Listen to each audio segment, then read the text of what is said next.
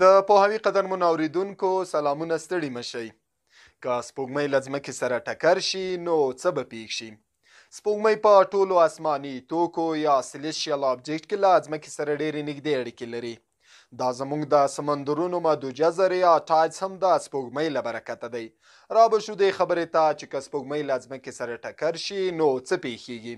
ښه، که سپوږمۍ له ځمکې سره د ټکرېدو نیت وکړي، لومړی نو مخکې له دې چې له ځمکې ته راورسېږي ټوټې ټوټې به شي، یعنې د روشحد یا روش لیمیټ به یې مخه ونیسي.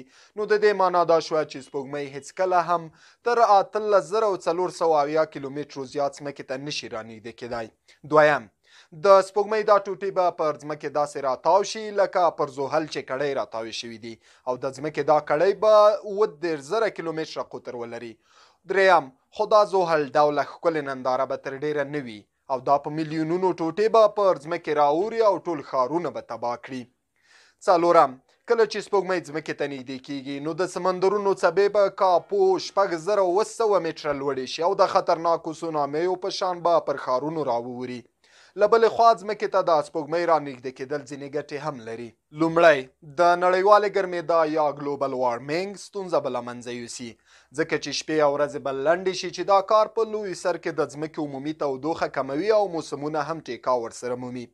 خو تاسې مه ورخطا کېږئ، سپوږمۍ به هیڅکله هم له ځمکې سره ټکر نشي، بلکې دا خو هر کال له ځمکې څخه 4 سانتي متره لرې کېږي. قدرمنو اوریدونکو، د نورو او ورته جالبو معلوماتو لپاره له پوهاوي